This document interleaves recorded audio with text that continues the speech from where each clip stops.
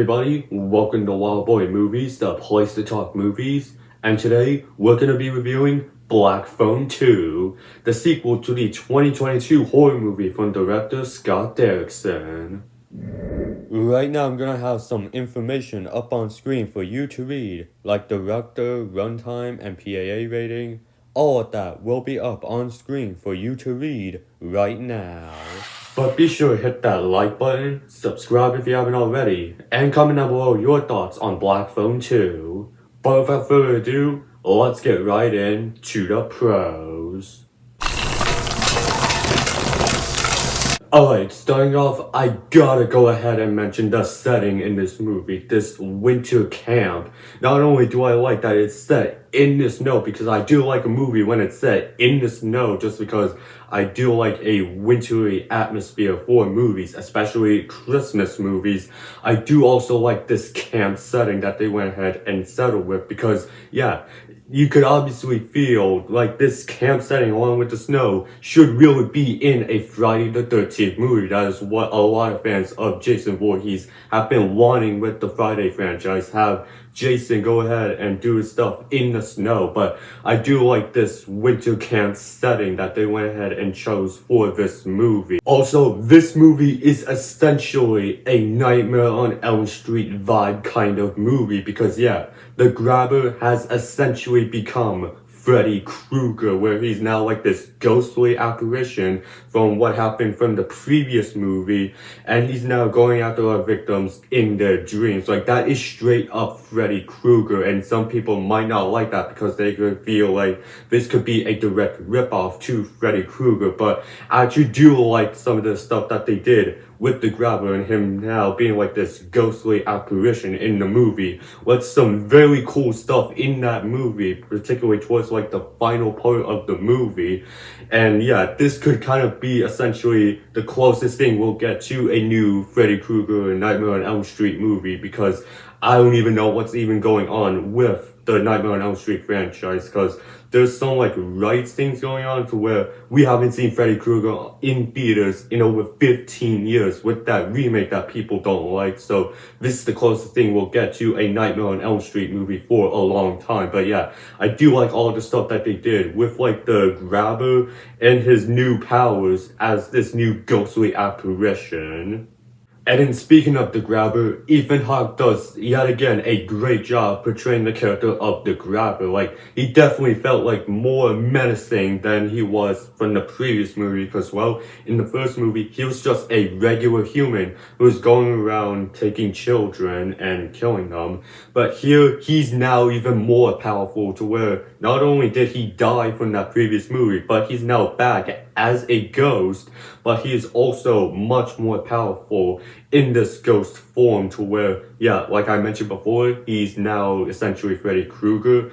But I do like the stuff that Ethan Hawke did in portraying the character of the Grabber here in the second movie, as well as some of the stuff that they went ahead and explored with the Grabber in this movie. And I really like that they went ahead and delved into that while also not revealing way too much that ruins like why the Grabber does what he does. Like, there's still things that they do reveal with the Grabber, but they do not go too far to like the Grabber's full backstory. But when the Grabber is going around doing his thing, he does not hold back. They very much use their R rating to their advantage and do some pretty bloody and gory stuff at times, to where, yeah, this movie does have, yeah, a low kill count, but I think they do make the most of it with some of the things that the Grabber does to his victims.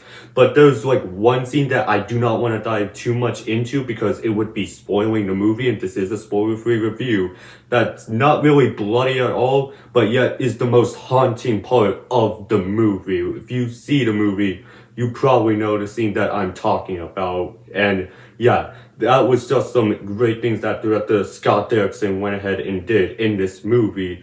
And I did also like some of the cinematography used in this movie. This has like a different like cinematography style in terms of like the look of the movie from the previous movie into this one. It's a bit more like a brighter movie in terms of like a like stellar movie in terms of cinematography. Not saying the cinematography from the first movie was bad, but visually it was different from that first movie.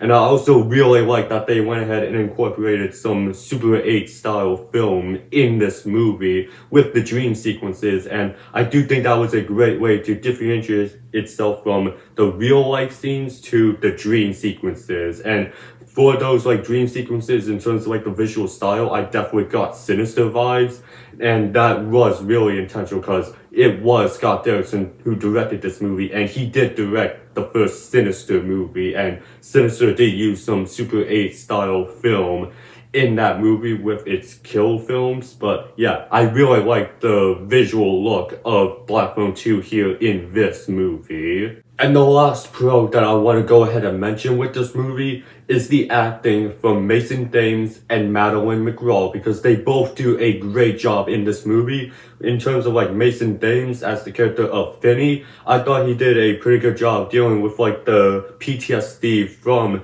being a victim of the grabber, having been kidnapped and nearly almost be a victim and being killed by the grabber. I like the angle that they went ahead and took with the character of Finney.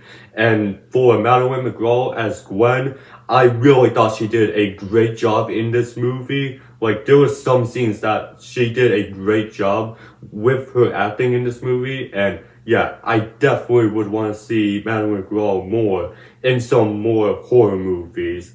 And I did like the brother and sister relationship that Finney and Gwen had in this movie. But again, like I also mentioned before, Ethan Hawke also did a pretty good job as the villain, the grabber. And yeah, this was just a pretty good horror movie. While I do think that it is better than the first movie, I do think it's slightly better than the first. I do think they're both in the same level of being just as good, but there are some things holding it back from being a lot better than the first Black Phone movie. So let's get into those cons. Alright, starting off, some of like the rules of the grabber having these ghostly powers was kind of a bit of an air point for me. Now, don't get me wrong, I do like that the grabber now has these supernatural powers and is essentially, like I mentioned before, Freddy Krueger. But there are just some points in this movie where I feel like that the like rules and explanation for the grabber having these powers could be a bit better and improved on, and I do not want to dive in too much because again, spoiler-free review, but there are just some like sequences in here involving the grabber where I felt like that they could have improved on like the rules on how the grabber can use those powers, and I can't say too much because I don't want to spoil the movie. Also, it does take quite a bit for the grabber to actually appear in this movie. I think it's a bit like halfway or close to the halfway point of the movie that the grabber finally appears in the movie. We do get some like dream sequences stuff early on in the movie that I do think come from the grabber, but it just takes quite a long bit for the grabber to actually appear in this movie. And it does sort of happen in the first movie, but I'm gonna let that slide for the first movie as like a minor nitpick. But here, it does take quite a while for the grabber to actually appear in the movie and him starting to talk to our characters through like this Black Phone in this snowy camp. And that I think that they could have like had the grabber appear a bit more earlier on in the movie instead of just having him first appear like close to or at the halfway point for the movie. But even with those cons, I can still really enjoy this movie for all the pros that they went ahead and had that I mentioned before. And yeah, I do think that this movie is just as good as the first movie, but slightly better than the first. That's not me saying I didn't like the first movie, but I do think that I do think the Black Phone does have potential to be a pretty good trilogy or franchise if they go ahead and make a third Black Phone movie, which based on how they ended the second movie, I don't know how you go about making a third Black Phone movie, but if they do go ahead and make that third movie and spawn even more sequels with the Grabber, I'd be totally down to see more of the Black Phone and this overall franchise that Blumhouse created. So for my scorecard, I'm gonna give Black Phone 2 4 stars, with the score out of 10 being 8.5 out of 10, with the percentage being 85%, with a grade of B, with my final verdict being just as good as the first. But that was my review for Black Phone 2. I want to hear from you guys. What are you guys' thoughts on this movie? Go ahead and leave your thoughts down in the comment section. And while you're at it, be sure to hit that like button, subscribe if you haven't already, and I will see you in the next video. And have a great day.